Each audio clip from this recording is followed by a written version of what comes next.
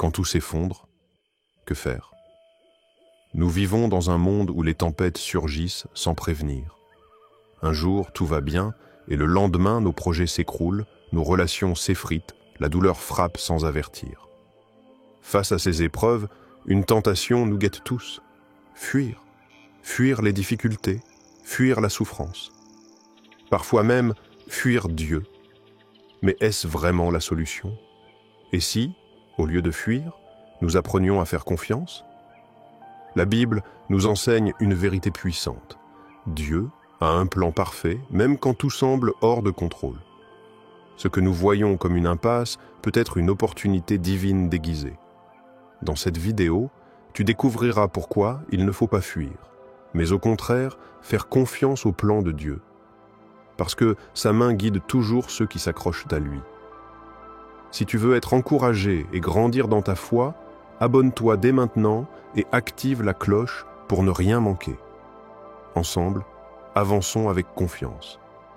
Quand l'homme fuit, Dieu poursuit, l'histoire de l'humanité est une longue fuite. Depuis le commencement, l'homme tente d'échapper à ce qu'il ne comprend pas, à ce qu'il ne maîtrise pas, et surtout à ce qui le dépasse. Quand la peur frappe, quand la mission semble trop lourde, quand l'avenir paraît incertain, nous cherchons une issue de secours. Mais il y a une vérité immuable. Dieu ne lâche jamais ceux qu'il a appelés. Jonas a voulu fuir. Moïse a voulu se cacher. Élie a voulu disparaître. 3 hommes, 3 époques, 3 contextes différents, mais un même schéma. Ils ont couru. Et Dieu les a rattrapés. Jonas, la fuite impossible. Jonas n'a pas simplement hésité devant l'appel de Dieu, il a pris ses jambes à son cou. Dieu lui a demandé d'aller à Ninive, mais il a préféré s'embarquer sur un navire pour la direction opposée. Pensait-il que Dieu ne le retrouverait pas? Pensait-il pouvoir disparaître au milieu des flots, loin de l'œil divin? Mais peut-on fuir celui qui remplit le ciel et la terre? Jonas a appris à ses dépens que Dieu ne négocie pas ses plans. Il a envoyé une tempête, il a secoué les eaux, et quand tout a semblé perdu, Jonas s'est retrouvé dans le ventre d'un poisson. Non pas pour être puni, mais pour être remis sur le bon chemin. Parfois, la tempête qui bouleverse notre vie n'est pas là pour nous détruire, mais pour nous réorienter. Moïse. La fuite intérieure. Moïse n'a pas fui sur un bateau, il a fui dans ses propres pensées. Quand Dieu l'a appelé à libérer Israël, il ne s'est pas rebellé ouvertement, mais il a tenté de se cacher derrière ses limites. « Seigneur, je ne suis pas éloquent. Seigneur, envoie quelqu'un d'autre. Seigneur, je ne suis pas qualifié. » Moïse ne voulait pas fuir physiquement. Il voulait se rendre invisible, faire croire à Dieu qu'il n'était pas la bonne personne. Mais Dieu ne choisit pas en fonction des capacités, il équipe ceux qu'il appelle. Peut-être aujourd'hui, tu ne fuis pas par la distance, mais par le doute. Peut-être que tu regardes ton reflet en te disant « Je ne suis pas assez bon ». Pourtant, Dieu voit au-delà de tes limites. Élie. La fuite après la victoire. Élie, le prophète du feu, l'homme qui a tenu tête aux faux prophètes de Baal, l'homme qui a prié et vu le feu du ciel descendre sur l'autel, a eu peur d'une femme. Jézabel l'a menacé, et malgré toutes les preuves de la puissance divine qu'il avait vue, il a fui. Il s'est caché, il a demandé à mourir. Il était épuisé, abattu, à bout de force. Mais que fait Dieu face à un homme brisé? Il le nourrit. Pas de reproches, pas d'accusation, juste un repas, du repos et une parole de réconfort. Parfois, nous ne fuyons pas par rébellion, mais parce que nous sommes fatigués. Mais même là, Dieu prend soin de nous. Impossible d'échapper au plan de Dieu, Jonas a fui par rébellion. Moïse a fui par insécurité. Élie a fui par fatigue. Mais dans chaque cas, Dieu les a retrouvés. Parce qu'aucune distance ne peut nous éloigner de son appel. Parce que sa volonté est plus grande que nos peurs. Parce que ce qu'il a prévu pour nous s'accomplira. La foi, c'est faire confiance même sans comprendre. Il est facile de croire quand tout va bien. Quand les bénédictions coulent, quand les prières trouvent des réponses immédiates, quand la vie suit le chemin que nous avions imaginé. Mais la vraie foi ne se mesure pas dans l'abondance, elle se révèle dans l'épreuve. Faire confiance à Dieu, ce n'est pas voir la solution immédiatement, c'est avancer, même dans l'incertitude. C'est tenir bon, même quand tout semble s'effondrer. Gethsémané, l'agonie avant la gloire. Nous parlons souvent de la croix comme le moment de souffrance ultime. Mais en réalité, la vraie bataille a commencé dans un jardin, à Gethsémané. Jésus savait ce qu'il attendait. Il connaissait chaque coup de fouet, chaque insulte, chaque clou qui transpercerait sa chair. Il pouvait fuir. Mais au lieu de cela, il s'est agenouillé. Non pas ma volonté, mais la tienne. Matthieu 26, 39. Ce moment est l'un des plus puissants de toute l'histoire biblique. Parce que c'est ici que Jésus a choisi de faire confiance, même sans comprendre pleinement toute l'horreur à venir, et c'est ici que nous comprenons quelque chose d'essentiel. La foi, ce n'est pas toujours une émotion forte, c'est une décision. La douleur d'aujourd'hui, la résurrection de demain, lorsque nous traversons des moments difficiles, notre premier réflexe est de demander « Pourquoi, Seigneur ? Pourquoi cette perte ? Pourquoi cette souffrance ? Pourquoi cette injustice ?» Mais la vraie question n'est pas « Pourquoi ?», c'est « Pourquoi ?» Si Jésus a enduré la croix, c'est parce qu'il savait que derrière la souffrance se cachait la résurrection. Ce qui semblait être la plus grande défaite du monde était en réalité la plus grande victoire de l'histoire. Et si nos épreuves d'aujourd'hui étaient de la préparation à quelque chose de plus grand? Parfois, nous ne comprenons pas immédiatement ce que Dieu fait. Nous voyons la douleur, l'injustice, le silence de Dieu, mais nous oublions qu'il travaille dans l'invisible. Faire confiance, c'est lâcher prise. Faire confiance, c'est avancer même sans voir la fin du chemin. C'est marcher dans l'obscurité en croyant que Dieu tient la lampe. C'est accepter de ne pas tout comprendre, mais de croire que Dieu comprend. C'est être dans la tempête et savoir que le vent obéit toujours à sa voix. Alors aujourd'hui, peut-être que tu es dans ta propre Gethsémané. Peut-être que tu ressens l'angoisse de l'inconnu, que tu hésites à dire que ta volonté soit faite. Mais souviens-toi, Dieu ne te laisse jamais seul. Ce que tu vis aujourd'hui n'est pas la fin, c'est juste une étape. L'épreuve n'est pas la fin, c'est le chemin. Il y a des moments où la vie nous trahit, des instants où les promesses s'effondrent, où ceux en qui nous avions confiance nous abandonnent, où l'avenir se teinte d'incertitude. C'est dans ces moments-là que la foi est mise à l'épreuve. Joseph en est l'exemple parfait. Un homme brisé, mais jamais détruit. Un homme trahi, mais jamais abandonné. Un homme emprisonné, mais destiné à la grandeur. Une vie marquée par l'injustice. Imagine un instant la douleur de Joseph. Trahi par ses propres frères, ceux qui étaient censés l'aimer, jeté dans une citerne, vendu comme un vulgaire objet. Arraché à sa maison, son père, ses repères. Et pourtant, ce n'était que le début. Dans la maison de Potiphar, il reconstruit un semblant de stabilité. Mais une nouvelle épreuve le frappe. Accusé à tort d'un crime qu'il n'a pas commis, il est jeté en prison. À ce stade, qui aurait encore cru en un avenir radieux? Qui aurait encore espéré en un Dieu juste? Joseph aurait pu sombrer. Il aurait pu se laisser envahir par l'amertume, se fermer, cesser de croire.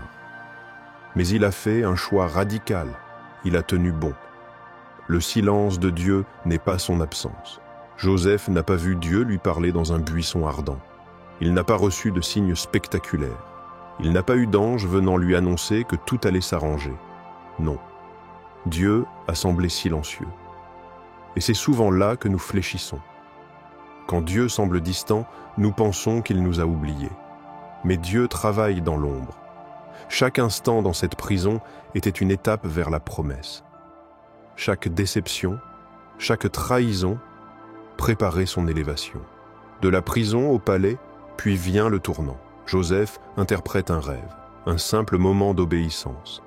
un petit acte de fidélité dans un lieu de souffrance. Et soudain, tout change, d'esclave à gouverneur, d'oublié à sauveur d'une nation entière, de rejeté à instrument de la destinée divine. Ce que ses frères avaient voulu détruire, Dieu l'a utilisé pour sauver. Vous aviez projeté de me faire du mal, mais Dieu l'a transformé en bien. Genèse 50:20. Ce que tu vis aujourd'hui n'est pas la fin. L'épreuve n'est pas un mur, c'est un pont. Ce que tu perçois comme une impasse est peut-être une opportunité divine déguisée. Joseph ne savait pas dans sa prison qu'il était à un jour de sa destinée. Et toi, si tu étais à un jour de ta percée? Peut-être que ta situation actuelle semble injuste. Peut-être que tu ne comprends pas. Mais ce que tu vis est en train de t'équiper pour ce que Dieu a préparé pour toi.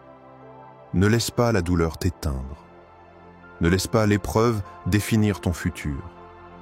Ce que tu traverses aujourd'hui est en train de te façonner pour demain. La peur n'a pas sa place dans la confiance en Dieu. La peur est une illusion. Un mirage qui nous fait croire que nous sommes en danger, alors que Dieu a déjà tout sous contrôle. C'est une ombre qui grandit dans notre esprit, qui nous fait reculer, qui nous paralyse. Nous avons tous ressenti cette peur. La peur d'échouer, la peur d'être rejeté, la peur de prendre un mauvais chemin. Mais ce qui est effrayant, ce n'est pas la peur elle-même, c'est ce qu'elle nous vole. La peur nous empêche d'avancer, nous prive des promesses de Dieu, nous ferme des portes que nous étions destinés à franchir. Mais il y a une vérité que nous devons graver en nous. Dieu ne nous a pas donné un esprit de peur, mais un esprit de force, d'amour et de sagesse. 2 Timothée 1:7. Pierre et les vagues. Quand la peur prend le dessus, imagine la scène. La nuit est tombée, le vent souffle violemment, les vagues s'agitent sous une mer agitée. Les disciples sont dans leur barque et soudain, ils aperçoivent une silhouette marcher sur l'eau. C'est Jésus. Pierre, impulsif et rempli de foi, lance un défi audacieux. « Seigneur, si c'est toi, ordonne que j'aille vers toi sur les eaux. » Et Jésus lui dit « Viens. » À ce moment précis, Pierre fait l'impensable. Il sort du bateau et commence à marcher sur l'eau. Tout va bien, jusqu'à ce qu'il commence à regarder autour de lui. La tempête est toujours là. Le vent est puissant, les vagues sont menaçantes, et en une fraction de seconde, il oublie en qui il a mis sa confiance. Il doute, il a peur. Et il commence à sombrer. Jésus tend immédiatement la main et le relève, mais il lui pose cette question puissante. « Homme de peu de foi, pourquoi as-tu douté » Matthieu 14:31. Ce n'est pas la tempête qui te fait tomber. C'est où tu poses tes yeux. Pierre n'a pas coulé parce que la tempête était trop forte. Il n'a pas coulé parce que l'eau était instable. Il a coulé parce qu'il a détourné son regard de Jésus. Et c'est exactement ce qui nous arrive quand nous laissons la peur gouverner nos décisions. Tant que nous fixons nos yeux sur Dieu, nous avançons. Dès que nous fixons nos yeux sur les problèmes, nous sombrons. La peur n'a de pouvoir sur nous que si nous la laissons nous distraire de notre foi. Marcher malgré la peur. Le courage, ce n'est pas l'absence de peur. C'est avancer même quand elle est là. Nous ne devons pas attendre que la peur disparaisse pour obéir à Dieu. Nous devons obéir et voir la peur disparaître en chemin. Quand Dieu t'appelle à marcher sur l'eau, il ne te promet pas que la tempête s'arrêtera immédiatement. Mais il te promet que tant que tes yeux restent fixés sur lui, tu ne couleras pas. Ne laisse pas la peur t'arrêter. Fixe tes yeux sur Dieu et avance, même au milieu des vagues. Apprendre à attendre le temps de Dieu, nous vivons dans une génération de l'instantané. Tout doit aller vite. Un clic pour commander un repas. Un message instantané pour communiquer. Un paiement sans contact pour acheter. Nous sommes conditionnés à vouloir tout de suite. Et cela affecte aussi notre relation avec Dieu. Quand nous prions, nous voulons une réponse immédiate. Quand nous avons une promesse, nous voulons la voir s'accomplir maintenant. Mais Dieu ne fonctionne pas comme nous. L'attente n'est pas un rejet, c'est une préparation. L'histoire d'Abraham et Sarah est un exemple frappant de notre combat avec le temps de Dieu. Dieu leur a promis une descendance. Mais les années ont passé, rien. Le ventre de Sarah restait vide. Alors ils ont fait ce que nous faisons souvent. Ils ont pris les choses en main. Sarah a proposé à Abraham d'avoir un enfant avec sa servante Agar, et Ismaël est né. Un enfant né de l'impatience. Un enfant né d'un plan humain, pas du plan divin. Mais ce n'était pas ce que Dieu avait promis. Dieu voulait Isaac, mais ils ont forcé Ismaël. Et combien de fois faisons-nous la même erreur? Combien de fois essayons-nous d'accélérer les plans de Dieu? Nous précipitons une relation par peur de rester seuls. Nous acceptons un travail qui n'est pas pour nous par peur du manque. Nous forçons une opportunité qui ne vient pas de Dieu parce que nous ne voulons plus attendre. Mais quand nous forçons les choses, nous créons souvent plus de complications que de bénédictions. L'attente, c'est le terrain où pousse la foi. Nous pensons que l'attente est une perte de temps. Mais pour Dieu, l'attente est un terrain de formation. C'est dans l'attente que Dieu nous apprend la patience, nous forme pour ce qui nous attend, teste notre confiance en lui. Regarde Joseph. Dieu lui a donné un rêve où il serait un leader. Mais avant d'atteindre cette place, il a été vendu, emprisonné, oublié. Regarde Moïse. Il savait qu'il devait libérer Israël. Mais avant cela, il a passé 40 ans dans le désert, loin de tout. Regarde Jésus. Il aurait pu commencer son ministère à 20 ans. Mais il a attendu 30 ans. L'attente n'est pas un retard. C'est un processus divin. Apprends à ne pas bouger avant le signal de Dieu. Espère en l'Éternel, fortifie-toi et que ton cœur s'affermisse. Psaume 27, 14. Dieu ne fait jamais attendre pour rien. Si tu es en attente aujourd'hui, c'est peut-être parce que ce n'est pas encore le bon moment. Tu n'es pas encore prêt pour ce que tu demandes. Dieu veut te donner plus que ce que tu imagines. Ne force pas Ismaël quand Dieu a prévu Isaac. Ne quitte pas l'attente trop tôt par peur du retard. Le bon moment de Dieu n'est jamais tard, il est juste parfait. Quand Dieu ferme une porte, il en ouvre une meilleure. Nous avons tous vécu ce moment déchirant où une opportunité glisse entre nos doigts, où un rêve s'écroule, où une relation prend fin, où une prière reste sans réponse. Et dans ces instants, une question nous obsède. Pourquoi? Pourquoi cette porte s'est-elle refermée alors que tout semblait aligné? Pourquoi ce projet, cet emploi, cette relation qui semblait être un don de Dieu a échoué? Nous avons du mal à comprendre que parfois un non divin est en réalité une bénédiction déguisée. Quand Dieu dit non, il protège. Imaginons un enfant qui veut absolument toucher le feu. Son père l'éloigne, ferme la porte, et l'enfant pleure d'incompréhension. Pourquoi m'empêches-tu d'avoir ce que je veux? Le père sait ce que l'enfant ignore. Il sait que ce désir, s'il est exaucé maintenant, causera plus de douleur que de joie. C'est exactement ce que Dieu fait avec nous. Il ferme des portes non pour nous punir, mais pour nous protéger. Nous voyons le présent. Dieu voit l'avenir. Nous voyons une opportunité perdue. Dieu voit un désastre évité. Nous voyons un rejet. Dieu voit une redirection, un refus aujourd'hui, une bénédiction demain. Regarde l'histoire de Joseph. S'il était resté chez son père, confortable et favorisé, il ne serait jamais devenu gouverneur d'Égypte. Regarde Moïse. S'il était resté prince d'Égypte, il ne serait jamais devenu le libérateur d'Israël. Regarde Paul. S'il avait suivi son propre plan, il serait resté persécuteur des chrétiens au lieu de devenir l'un des plus grands apôtres. Chaque non dans leur vie a ouvert la voie à un plus grand oui. Quand Dieu ferme une porte, il veut notre confiance. Billy Graham disait « Dieu ne vous enlèvera jamais quelque chose sans avoir l'intention de le remplacer par quelque chose de meilleur. » Mais voici la clé. Nous devons être prêts à lâcher prise. Nous nous accrochons souvent à des portes que Dieu a déjà verrouillées. Une relation que Dieu nous demande de laisser, un travail qui n'est plus aligné avec son plan. un projet qui semble parfait, mais qui nous éloigne de notre destinée. Et si, au lieu de pleurer devant une porte fermée, nous levions les yeux vers la prochaine? Un oui plus grand est en chemin. Quand Dieu ferme une porte, ce n'est jamais la fin. Ce que tu crois être une perte est peut-être le début d'une transformation. Si une prière reste sans réponse, peut-être que Dieu t'en prépare une meilleure. Si une opportunité disparaît, c'est peut-être parce qu'il t'en réserve une qui dépasse tes attentes. Dieu ne ferme jamais une porte sans ouvrir une autre, plus grande, plus belle, et surtout parfaite pour toi. La décision de faire confiance chaque jour. Faire confiance à Dieu n'est pas un sentiment passager. Ce n'est pas une émotion qui nous traverse lorsque tout va bien. C'est un choix.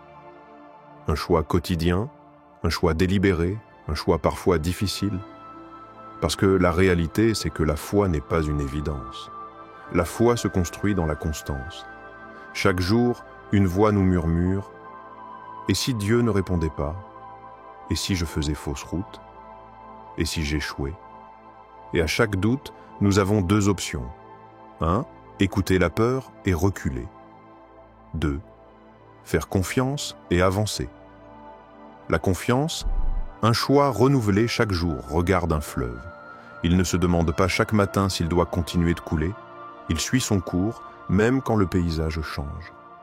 Faire confiance à Dieu, c'est comme être ce fleuve, avancer, même quand le chemin est flou, continuer, même quand les montagnes semblent infranchissables, tenir bon, même quand l'attente devient lourde. Remets ton sort à l'Éternel, mets en lui ta confiance, et il agira. Psaume 37, 5. Il agira. Pas il pourrait agir, pas il verra si c'est le bon moment, il agira. Faire confiance même sans voir l'issue. Le peuple d'Israël a dû marcher vers la mer Rouge avant de voir les eaux s'ouvrir. Abraham a dû monter la montagne avec Isaac avant de voir l'agneau providentiel. Pierre a dû sortir du bateau avant de marcher sur l'eau. Dans chaque histoire biblique, l'action précède le miracle. La foi ne consiste pas à attendre de voir pour avancer. La foi consiste à avancer en sachant que Dieu ouvrira le chemin. Ne fuis pas, fais confiance. Quand tout va bien, faire confiance est facile. Mais c'est dans les moments d'épreuve, d'attente et de doute que la vraie foi se révèle. Chaque jour, choisis de croire, même sans voir, de tenir bon, même quand c'est difficile, de te rappeler que Dieu n'a jamais échoué. Parce qu'au final, ce n'est pas nous qui contrôlons l'histoire. C'est lui, et il sait exactement où il te mène.